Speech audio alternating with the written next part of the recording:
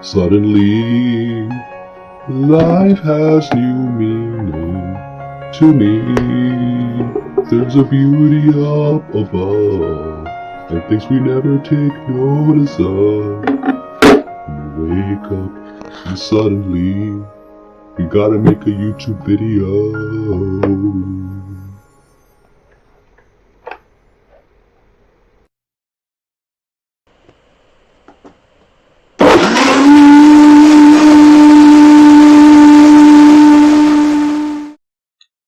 Welcome to a special edition of the Dreadful Minutes.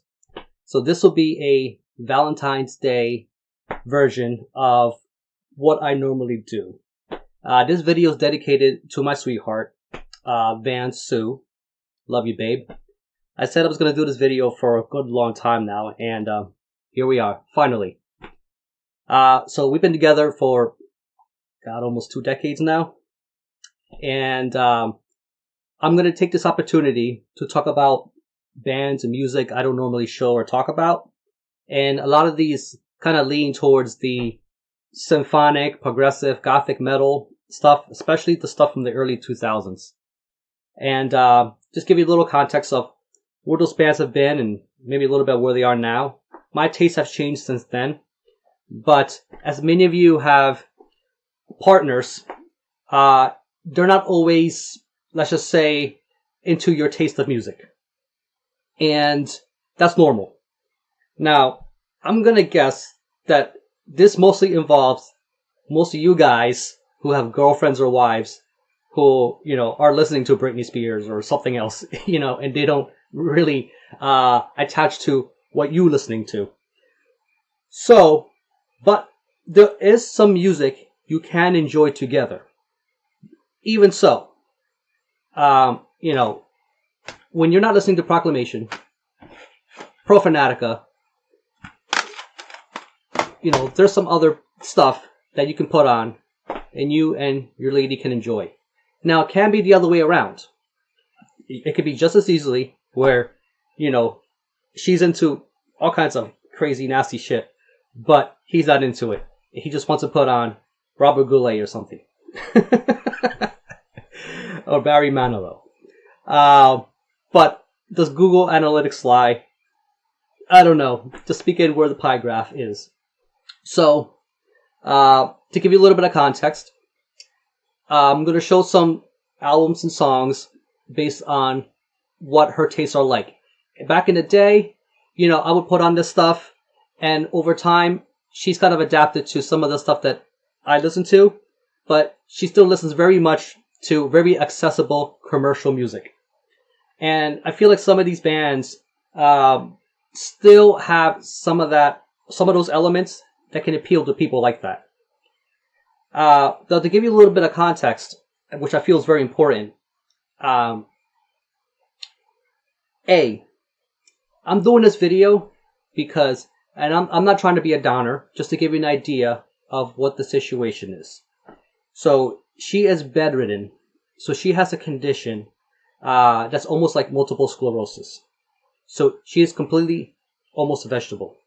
I've been her caretaker for almost 5-6 years now. This has been advancing, and there's very little I can do that normal couples can do. So the night on the town, going to see a movie, all the simple stuff, it's just not a thing anymore. But I'm still very much, I still share the same feelings I've had for many years. And I wanted to do something for her, a solid. So this is why I'm dedicating this video to her and show her some of the music that she likes and that some of the metal community can still recognize, find familiar, and enjoy. And you know what? If you don't like this kind of music to begin with, it's up to you. You can stick around or not, but maybe you'll learn a thing or two and just have some fun. So, let's begin. First up is a band out of Switzerland, and the band is called Lunatica. The album is called The Edge of Infinity. I don't want to make it one of those videos where I have to keep apologizing for the glare. So I'll just take the stuff out and, give you a better view. Like I said, they're from Switzerland. And this came out in 2006. They are symphonic progressive metal. They do have a little bit of that sort of pop leanings, especially the later material. This version I got, it's some kind of like Korean import. They only have CDs. They have not released anything on vinyl or anything like that. I would love it if this came out on vinyl. This album, for what it is, it's fucking amazing. It is very well mixed, produced, performed, and here's the CD. Very beautiful. It's some kind of mountainous scene. Here's the back. There's a bunch of interesting Photoshop work and collages and whatnot.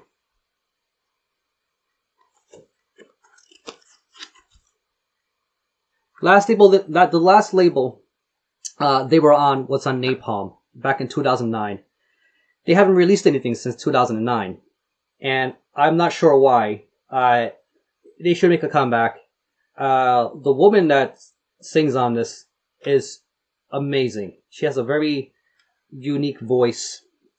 A little bit on the nasally side, not so much, just a little bit. But it works very well. And the band members, they all seem very tight, and they know how to adapt well to her style. Her favorite song, which is one of her favorite songs ever, is a song called Song for You. It features a fella by the name of John Payne. My personal favorite, it's probably got to be The Edge of Infinity. If you want something that's very kind of radio friendly and very accessible, a song called Who You Are is right up their alley. A song called Out is pretty good. So this is their third album, I believe. So they had Fables and Dreams. And they had another one, Atlantic, something like that. And those are a little more, they're not as accessible as this one, but not by far. So if you enjoy this, and you enjoy it a lot, I recommend checking out their other albums. The album after this one, like I said, it's the last one. But I think it has 2 or 3 songs in there that I pretty much enjoy. But my personal opinion, this is their strongest album. Some may dispute that and say Fables and Dreams is, and that's fine. I could also see why. So that's Lunatica. Next. Stream of Passion. Yeah, you'll see in a minute. It mainly has to do with the singer, Marcella Bovio. This band, I don't think it's together any longer. They've recently split up, but they've had quite a long career. This album right here is from 2005, and it's called Embrace the Storm. This is one of those old cards. So, although they're from the Netherlands, Marcella herself is from Mexico. She used to be in a band called Alphonia, and it was all in Spanish. So, here's the actual cover. Again, they fall under that symphonic progressive style of metal. Plenty of keyboard, and I think there's violins and all kinds of things happening.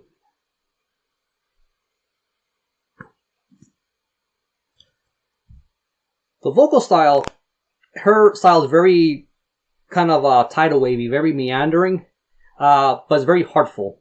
And as the band is called Stream of Passion, it fucking shows. It's very, very passionate, like almost to a point where it's overwhelming with the way she does the vocals. The instrumentation, production on this, also phenomenal and excellent. This is their first full length. They put out several since then. There's some photos and stickers. Well, not stickers. You can imagine they are. So here's the band, and so it's a full band. They got the whole orchestration and all that going on. My thing is that she used to sing in another band very briefly called Arion, which is another concept album. I think they sought her out and they flew her in and she auditioned and they loved what they heard and they loved her Elphonia stuff. And this is a double disc. So here's the actual. So the other one's like a DVD. So it has concerts and behind the footage, all the usual stuff. These jewel cases, it doesn't hold in the spindle. So people who bitch about digipacks, these could be just as bad. I mean, I don't know what the solution is. So just got to be careful when you handle these. So Stream of Passion, they've kind of gone more and more commercial sounding over time. I felt like as far as the complexity and the nuances of what I enjoyed about this band is with this album. And the following album, again, well, good, but I felt like they were devolving a little, trying to get that commercial appeal. They even did like a Radiohead cover. So it just gives you a little bit of what they were heading towards. This right here says it put out by Inside Out, which I'm not familiar with or what else they put out, but this is apparently the label or distributor that put out this disc. Songs that she enjoys. Open Your Eyes. That song starts off very soulful and kind of quiet, but it builds up very well. It gets pretty damn epic. This shit gets very epic in a way that's very satisfying. Embrace the Storm, title track. It's a good one. Wherever You Are. I mean, there's a bangers on here for this style of music. So if you like or know anybody that likes anything kind of like that, this is an album that you should definitely check out. So again, 2005, Stream of Passion, Embrace the Storm. Seventh Sin, When Reality Ends. So this was put out in 2014. This band is from the Netherlands. This one and one more thing I'm going to show. They're the only ones that have harsh vocals on them. Although this one has very little harsh vocals, but they are there. And so I guess it's safe to say she doesn't like every song on here. I'll tell you which one is the banger track for her. So, very interesting Photoshop thing happening there. That will sharpen. Sorry. This camera just does whatever it wants. Here's something interesting. When I picked this up some time back, I got a good deal on it, but I don't think the seller realized that it was autographed by the band. Normally, you sign shit in the front, right? So for some reason, it was in the jacket, and I guess they must have not checked it, and so that was a pleasant surprise. So these guys fall under that, gothic, metallic. There are some keyboard in there. They're not a bad band. I think they've been independently putting out their own stuff for a while. I can tell they've been struggling to kind of just get their footing and just get their name out there and get noticed. And I think it's just eventually caught up to them. And there's actually a goodbye show on YouTube. So I'll leave a link to that. And, they called it quits, but they put on one fucking hell of a performance, which is pretty good. You get an idea of their musicianship. So, Seventh Sin, When Reality Ends, not together anymore. The song The Well starts off very soft, and it kind of carries you through. And, there's bits of those epic moments, and it kind of just fades away, and it comes back, and it just has really good pacing. So you don't get bored. Alone Again, one of my personal favorites, but that's one of the ones for harsh vocals. Wings of Despair. Yeah, I mean, overall, good album for a band that has not really gotten much recognition. Has been putting out their stuff independently for what it is. This might be a little bit hard to track down, but if you can and you like this, it's definitely recommended. This band, it's probably one of the least metal out of everything I'm going to show here. So this band's out of Finland. They're no longer together, but they were putting out stuff in the early 2000s, especially that first decade. And I caught wind of them in the late 90s, and that was when I was listening to a lot of gothic material. I'm not going to say these guys are, Sisters of Mercy or anything like that. They are definitely very hard rock oriented. So this is Lullacry. This album is called Volume 4, which has also one of her favorite songs. And this is a song that's very soft and the kind that I think is very appropriate to listen to with your sweetheart. The song is called Heart-Shaped Scars. So I'll definitely leave a link on that. This album is pretty hard to track down, actually. I know they put out a greatest hits, so like a compilation of their stuff. But Heart-Shaped Scars is actually not on that compilation. So you would have to track down Volume 4 of Lullacry. They got a very... one of their last videos they ever put out was a song called Feel My Revenge. And I'll leave a link for that, even though it's not on this album.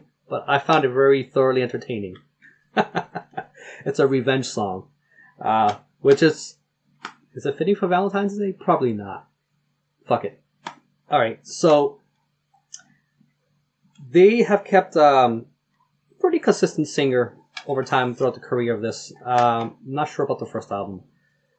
But she's another one that has kind of almost like, I don't want to say raspy, but it has a bit of a little scratchiness to her voice. Which I think it's fitting when you're trying to offer a little bit of that harder edge to your vocalization.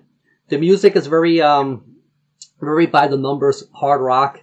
It's not anything to really write home about. But although they do focus on hooks, so there are some hooks here and there with their music that will catch your ear. So here's you probably guessed the whole concept is just lyrics. No big giant splashes of color or anything like that. Here's another picture of the band.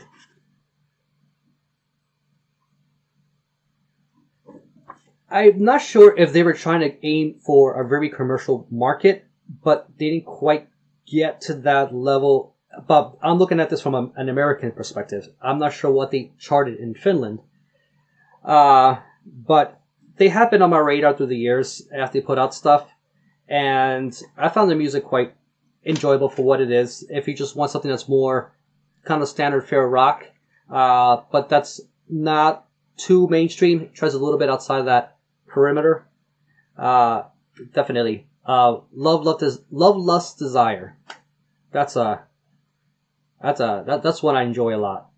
King of Pain. No, it's not a Police cover. It's an original track. King of Pain. It's also a really good track on this. So that is Lullacry. The late 90s. The whole gothic metal thing was taking off. Well, it already was kind of, we were knee deep in it. And then there comes this band out of Italy. Put out this EP. You may have heard of them, called Lacuna Coil. Yeah, so we're treading into territory of well-known and established names, kind of going forward. So, Lacuna Coil, self-titled. So this is just a promo edition sleeve put up by Century Media, as you can see.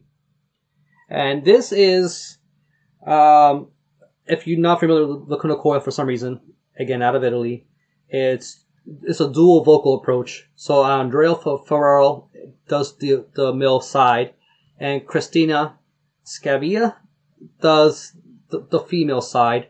Although she's mainly the dominant singer in most of this stuff. Whereas Andreas does the backup. Although there are moments he does take the lead in much of the music, but he's also part of what makes their sound. So I don't want to give her all the credit, with all this. The lineup has changed over time, but those two I mentioned because they've been consistent since the beginning, and to this day. They actually dropped an album, 2019? And I actually picked it up. It was like $5 at a Century Media site, and called Black Anima. And here's the reason why I mentioned this. They've lost me. I was listening to this band back in the early 2000s, starting with this since the very beginning. And then they've unleashed, what the hell was it? Unleashed Memories. What the hell was the other one? In a Reverie, Homalize, and whatnot. And then when Karma Code dropped, and I can tell they were trying to go for that really commercial. They were trying to expand, and that's the problem with these kind of bands.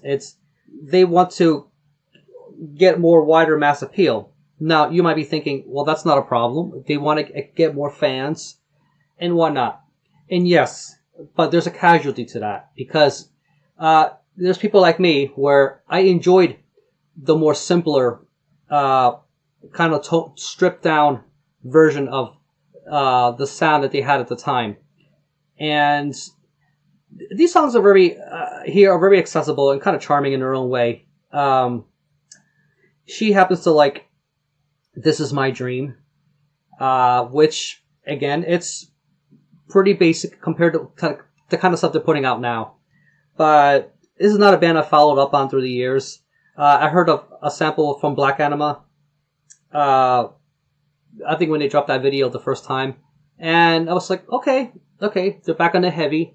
But they're far gone from the days of this. Do I call myself a fan nowadays? That's kind of a stretch.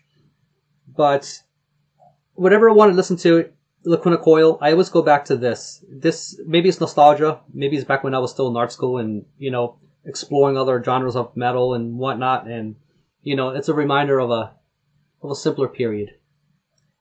The Secret's another one. That song, The Secret, you want to know a secret? The intro to that song, Call of Cthulhu. Call of Cthulhu. Don't believe me? So that's Lacuna Coil. Okay, at this point, the next band I'm going to mention won't be a shock whatsoever. Especially with the trajectory of what I've been showing. Comes to no shock that I talk about this band from the Netherlands. And I followed this band very, very early on. And they were a very different kind of band, per se, than they are now. And that is Within Temptation. So, this album, The Silent Force, it's really hit their stride. And they started to get a lot of mainstream attention. And thanks to their star vocalist, Sharon Den Adel. And this one here dropped in, I want to say 2005, maybe 2004. I caught wind of them in 2005. And here's when, Van and I would listen to some songs together from this album because I knew she would enjoy it. And do I really need to say it? Symphonic, they got, calling them very progressive. That's maybe very early on. They almost leaned on that Sharon's voice early in her career was very high register. She hit those high octaves like nobody else, in a matter of speaking. But over time, and as she got older, her voice is starting to get deeper and she started singing in a more lower register. And also in a manner that was more appealing towards a more pop base. I don't consider them much of a metal, or I don't even think they were, well, here, let me show you this. So, the very first thing they put out was this right here. From their first album called Enter. There you go. So this came out in 1998, I want to say. And laying down with the Rosens and shit. This was the typical trope that these gothic metal bands have done. And they were pretty much going for that appeal. So this is a combination with their EP called The Dance. So the album is called Enter. Yeah, and the EP is called The Dance. It's put out by Nuclear Blast. And I think they were still trying to find their sound. This is the only release they put out that has harsh vocals. Robert Westerholt, I believe, was the vocalist. And he was the main vocalist. And whereas Sharon did most of the, most of the atmosphere and filling in. But the thing about this, and the reason I don't think they really kept this sound going is because they were trying to go for that Beauty and the Beast thing, which bands like Theater of Tragedy were already doing and were pioneering that sound. And frankly, they were just better at it. So if you wanted that, listen to Theater of Tragedy. And over time, they decided to focus on just Sharon as the front and center, and they took away the harsh vocals. And when you listen to their first full length, which I believe was Mother Earth, that is not something that's very accessible for somebody not already into this kind of music. So Van doesn't really enjoy that album at all. And frankly, I didn't either. It was just not doing it for me. I got a dry mouth. Fucking sucks. Keep my words together. Alright, so The Silent Force was huge when it came out. So even though I got this vinyl, this was not on vinyl at all. So this is a recent pressing put out by Music on Vinyl. I want to say, 2019 they dropped this. So this is a clear. I believe they have all the colors, if I'm not mistaken. 500 copies of this was made during this press run. But it's done very well. Sounds fucking great. And kind of takes you back to 2005. But this is before they went for that really pop, sort of oriented commercial sound. They still had elements of the Mother Earth style, especially when you listen to songs like Angels. Very, very high, voicing in that one. And then you have songs like Stand My Ground, Aquarius. Then you have like a one that ends on a softer note called Somewhere. I think probably the most mellow song they have here is Memories. But that one is that's definitely a very song about nostalgia. Just the feel of it and everything. Not just because it's called Memories. So that is The Silent Force. So were they able to keep that momentum going? They followed it up with The Heart of Everything. And while at this point you can already tell that she was starting to, I don't want to say lose, but more like changing direction of her vocal style.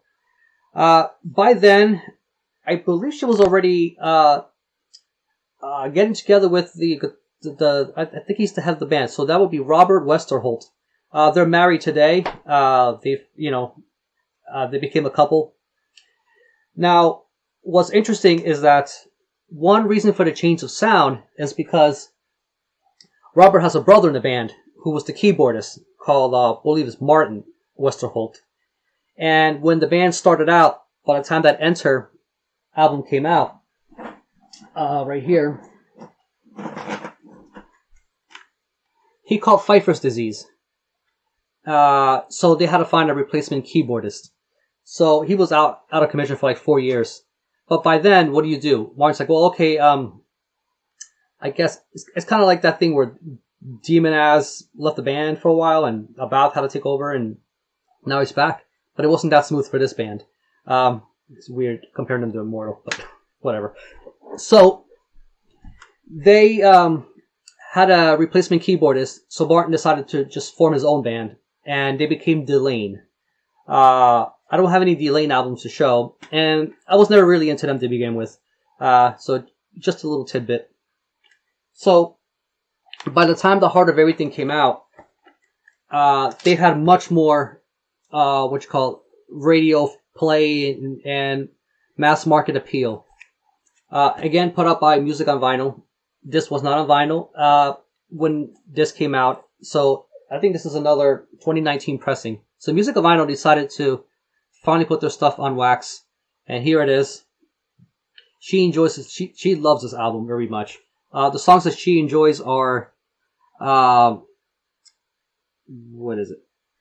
All I Need, The Heart of Everything, and Frozen. Frozen is, it's just fucking sad, man. There's a music video to that. Maybe I'll leave a link. And you can watch it for yourself. It's very heartbreaking. Kind of thing. You know what? The thing that bugs me about this is I hate flap sleeves, but this has the hype sticker right on the flap sleeve, so I kind of have to keep this if I want to keep everything intact. So I'm forced to contend with that. So this is what the gatefold looks like.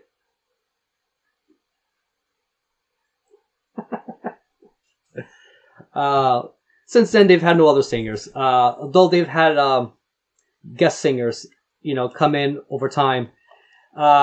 Personally, I think they've kind of jumped the shark a little bit over the years. Future albums, they'd have like Exhibit, yes, the rapper, Dave Pirner from Soul Asylum did guest vocals, and again, if that's your thing, you love that very radio mass appeal kind of sound, and what they were going for.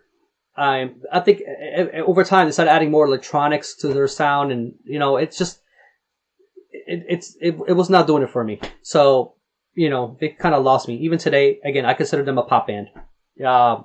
Any semblance of metal is gone. If you still enjoy this band, great. But those early albums, up to this point, is where I stuck with them. The first single to come out of this album here was What Have You Done, which features Mina Caputo, who used to sing, well, it still sings in Life of Agony, as a matter of fact. But this is before her transition.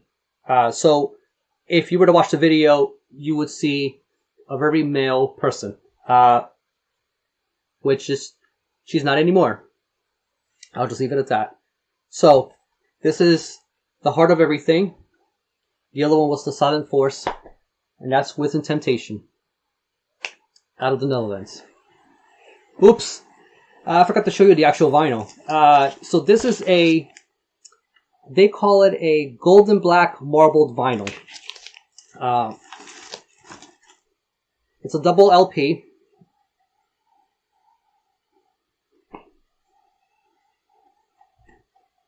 The other one looks just the same, so I'll just show you this one. But very pretty. The Silent Force was just the one record, so there is a difference.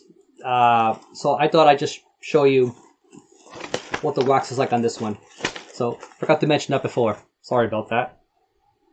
Okay, I showed Within Temptation, so you're gonna go, Rick, surely you're gonna show Nightwish, right? They're all lumped in that category of elite bands. You'd be correct.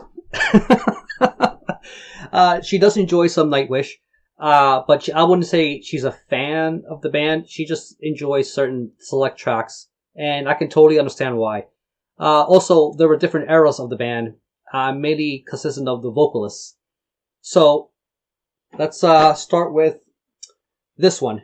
So this one right here is the only one that I can say she enjoys during the Tarja era. Yes, we all want to say Tarja. I want to say Tarja so bad, but it's Tarja. I'm not Finnish, so what do we know, right? So the album is the last one put out with her on it, and that is Once. That angel and the stone, and that's if you're a new band and you're still using this, you need a little knock in the head. This has been used to death. Pretty to look at. So this dropped in, oh god, I want to say about 2005 or something like that. Right before they did her dirty. She did her last show live and didn't know that she was about to get canned. But they're like, let's let her perform her ass off, and then we'll tell her she's fired. And then we'll just put out a open letter. I remember when that happened. Like 15 years ago or something like that. So, anyway. Enough rambling around. So, yes, they're a Finnish band. I would say they were one of the better ones doing this style of symphonic metal. Between, I think, Tomas, which is the lead guy in this band, he also happens to be the keyboardist. Did you know he put out a solo album about Scrooge McDuck? Yeah. But anyway, so this one right here is pretty nice gatefold too. I think Nuclear Blast at least gave it some justice with this release. So this vinyl right here, it's a pressing. I think a 2019 pressing, and comes to this nice double LP. And it has a sort of marbled swirl happening here. Pretty cool. So, what does she like in this album? Nemo. No, not the fish. Very cool track. Very accessible. The Siren's pretty good. And then this has their magnus opus. And I'm glad they hit their magnus opus with her on this album. Because I like Flora Jansen, but I don't know. I always prefer Tarja's version of Ghost Love Score. Maybe my ears are just tuned to that. And that's the only version I've listened to for years before Jansen hit it. Even though her performance of that song, it's millions and millions of views. But that aside, Ghost Love Score, just listen to it.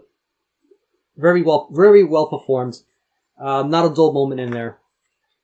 So, this band, still putting out music. Still around, of course. And, like I said, that was the last one with Tarja in it. And she since has moved on and done her solo career. And her sound is not treaded too far from the kind of... It's not as epic as the Nightwish stuff. But she still has sort of that metal-esque leanings to her sound. She still keeps that symphonic, operatic thing going on. Especially her older material was much more higher register. Maybe it's the thing about these symphonic metal women, like I guess when they age, I don't know if they're just not able to keep those notes any longer or what. But I do see some exceptions. But also a way they're just trying to make a sound that appeals to a wider audience. Those older albums may not be as accessible, and I can totally understand that. So when she moved on, they got another singer who is very much clean singing focused, meaning that she's not an operatic type of singer at all. She comes from a pop type of background, and this would be Dark Passion Play. This dropped in, I want to say 2007, maybe 2008, 2007. And this vinyl is from 2013. So this pressing, it's a double LP. Their stuff is grandiose and big, and this being a double LP is not a shock at all. So it's a gatefold.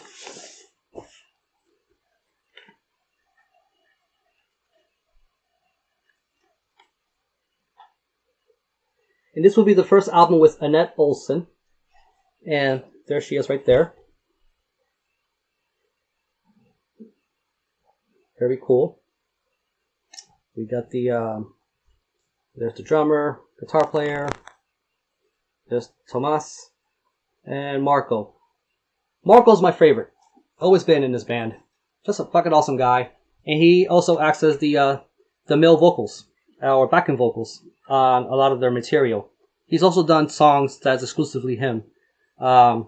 Particularly The Islander. Very, very cool track. I feel like Annette Olsen was a bit of a Jason Newsted of the group. I feel like she never really felt like she really fit in. And, she joined the boys club here. After all, they did just fire the lead singer of the previous singer out of nowhere. And she had to come in and fill that gap, learn that material.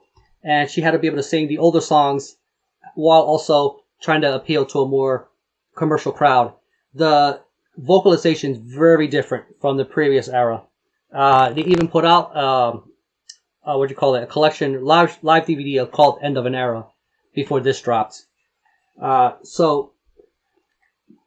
these songs are good on their own. And her style, I think, meshed very well for what they were looking for. But in the grand scheme, I felt like they were just trying to see if they can do that more accessible sound. And this was the opportunity to recruit a singer like Annette Olsen, who had those kind of inflections in her, in her demeanor, and just the way she carried herself. And, so Cadence of Her Last Breath. So, Bye Bye Beautiful, another good track. Amaranth, that's one of the tracks that she likes. Eva, very soft. She likes the softer stuff. Eva, and Medals of Heaven, which is the last track here. So, that is Dark Passion Play. Here's the thing, though. Marco Hietala, the bassist, who I said was the second vocalist, he's a really big prog rock guy. And I looked this up, and I can't find this information anywhere. But Jethro Tull, old era progressive rock band, put out an album called A Passion Play. So, yeah. I'm Marco, who's also a giant fan of this band. Looks like he clearly inspired the name of this album from this. Am I wrong? Tell me in the comments. That is Nightwish. There is one more Nightwish album I'm going to show you. And I forgot to mention that Dark Passion Play, I didn't show the vinyl because it's just black. So this also applies for this next one. So this is the last album Nightwish would pull out with Annette Olsen on vocals.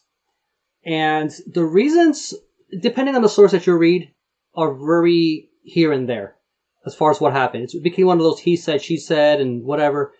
But I felt like by the time Imaginaerum came out in 2011, they were looking to tread into a direction back to their roots. So the kind of sound that Annette Olsen was putting out may have gotten tired for them, but I'm speaking out of my ass. I've lived through this period and just speculating of what I've witnessed and, based on interviews and stuff like that. But the thing about this Imaginaerum is that it's a concept album based off this land, this amusement, but very dark. Let me take it out of the plastic here so you can actually see what the hell's going on.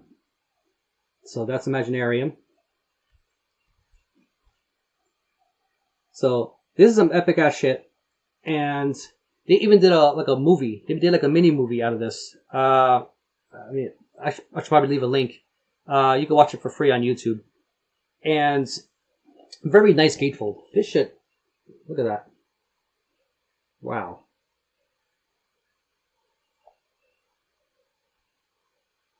This is really amazing painting. I could look at that all day. Now, this whole album is just as much as I like it, I don't completely love it. I have to be in the right mood to put something like this on. But this has one of her favorite songs, Van loves, and you probably guessed it, because it's probably the softest song here, and this kind of ballad I think works with the kind of styles and the kind of music that she enjoys. and that is The Crow, the Owl, and the Dove. There's a pseudo music video on this on YouTube, though it's not really with the band. It's like this animated thing. So, you know, just fair warning, it can make you cry. So that is Nightwish. Just covering a loose end about Nightwish. Some things have happened, you know, since that Imaginaerum album has come out. And that is, they've recruited Flora Jansen, who came from the band After Forever. I was listening to After Forever as one among those other bands back in the day. Little did I know, but personally, I think she's great for the band. She fits the image. She's able to, hit those notes that they need for the classic tracks, and of course the new stuff. I'm not a fan of the new album. I think it's way overbearing and way too indulging, and it's just not my taste for what I'm looking for. Symphonic metal in general is not my thing nowadays like it used to be. So this video, again, has a specific purpose. All that said, Marco Hietala, the bassist, has left the band as of last month. I believe has made the announcement. So it looks like Nightwish will have to start to get another bassist. But he was, like I said, my favorite member. And this is a big hit for the band. And he is such a talent when it comes to his performing, whether playing the bass or singing. As a matter of fact, he put out a solo album here called Pyre of the Black Heart. So there's two versions of this. There's one he did all in Finnish that came out in 2019. This one that dropped in 2020 is the English version. And he nails it on both languages. So this has, it's a little more folky, I personally dug it. I didn't think I would as much, but I generally like Marco. So, you know, I wasn't sure what to expect. But I think that, so it's just lyrics and pictures and stuff here. If you like Nightwish, you like Marco, this is definitely a release you should check out. Check out his solo album, and there are some hooks here. There are some songs that will get stuck in your head. I challenge you to listen to this and try to, you know, think that this won't get stuck in your head, because it fucking will. The first song, Stones, that right there, that'll hit you right here. You'll see what I mean. So, just covering that loose end. Last but not least, is another band. I remember earlier I said that there's two bands with harsh vocals. So this is that other one. And that would be Theater of Tragedy. And this is the A Rose for the Dead EP. So a lot of you who are fans and maybe have kind of dropped out with them, because the band has broken up and are no longer together. So this EP right here had a vinyl release last year, and it seemed like nobody noticed. So this had a limited run and was not done by a major label. Don't even know who the hell is he. It was so long ago. So for years, this was only on CD, and it was pretty hard to find for a good while there. But as you can tell from the name of this, A Rose for the Dead is the lead track on this. Although, you know, Black as the Devil Painteth, and When He Falleth, I mean, this is just a really good EP. Theater of Tragedy has already put out their first album, and they were very much, although, they're Norwegian, and at that time, second wave black metal was, still in its heyday, when these guys came in the scene, and them being a Norwegian band, decided to, go the more gothic route. And they are a band who I think nailed that Beauty and the Beast style vocals. Liv Christine has a voice like no other. She's an amazing singer. And Raymond, which I think is does the male vocals, he does a bit of the clean singing, and he also does the harsh vocals with the band. So he's the head honcho, and he's the one that kind of helps hold everything together. This release right here came in. I think there was two variants. I think there was a black, and then there was this sort of gray. Probably can't see it well on camera, so it's just shit. So let me pull it out because it is kind of pretty.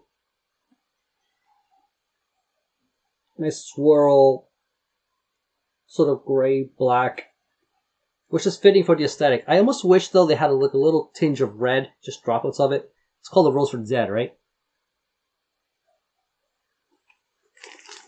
Every time I think of a Rose for the Dead, I'm thinking of that. There was a movie with Bill Murray where he dressed as a clown, and what the hell was it called? And there's a scene where they run into an alley, and there's this woman just approaching at nighttime at this alleyway, and she's going, "Rosas, rosas para los muertos," Rose for the Dead. She just kept singing over and over again, and Randy Quaid is in that movie. She's freaking out the whole time. If I can find a clip of that scene, I'll leave it in the link. This is fucking hilarious. That's when I think of a Rose for the Dead, I think of that scene. Quick Change. That was even the movie. Quick Change. Good movie. It's one of those movies where like nothing goes right. But she enjoys a Rose for the Dead, and that completely surprised me. And that was just last year. And this is why I decided to include this, because I started working at home during COVID. And, I've had my music on or whatever. And then, and I had my playlist, and A Rose for the Dead was on. And she's like, that sounds pretty good. Who's the singer? It's just like, she didn't mind Raymond's voice, just, with the beast and the harsh vocals. She seemed to understand that there was a Beauty and Beast dynamic going on there with the way, with the way everything was coming together. But, I don't know. Like, you could try playing this for your partner and A Rose for the Dead and see if he or she will surprisingly find it enjoyable. But, I generally like this band through the years. I didn't like their EDM era or their electronic era. That's when they started to go downhill. Liv Christine has sort of left the band in the early 2000s and joined a band called Leaves Eyes. And Theater of Tragedy recruited this singer called Nell. And she went the Annette Olsen route, where she had more of a pop voice and cleaner singing. Not as poppy as someone like Annette Olsen, but they released Storm, and I think they released like two other albums, and then they called it quits. So their last album was Final Curtain Call, and then so I can't say if the band's ever going to get back together. It doesn't seem like it at this point. It seems Raymond just got tired of the project and just disbanded, the band. But I think that this should be released on a much larger scale. I think more people need to know about this. It's a really great EP. It's not too long-winded. It's not like the earlier material. But this is one of those bands that if you're looking for something like this, they're it. I almost put them in a category of when you look at Death Doom, and you go, well, give me a prime example of somebody doing it right. And people would usually go to My Dying Bride. I think this is the My Dying Bride version of Gothic Beauty and the Beast metal, whereas these are the pioneers, and these are the sort of quintessential example of a band doing something like this that people should explore if looking into this style of music. But if you already are, you should already know about this band, even though they're not together anymore.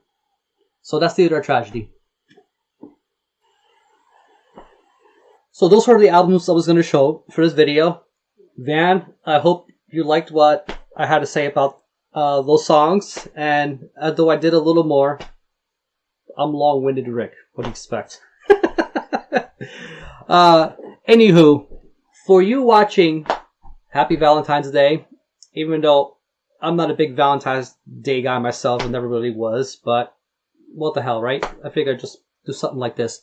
So I'm going to leave you guys with 3 songs that you should check out on Valentine's Day. And these are not metal songs. These are just classic tracks. So here we go. Laura Branigan, Self-Control. You need a little self-control on Valentine's Day. Just in case.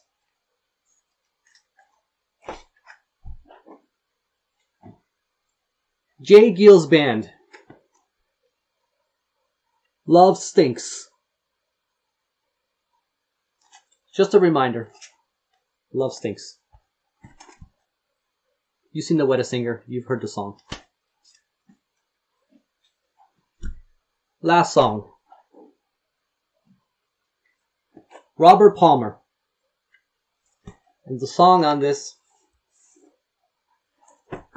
the album's not actually named the song like the other two.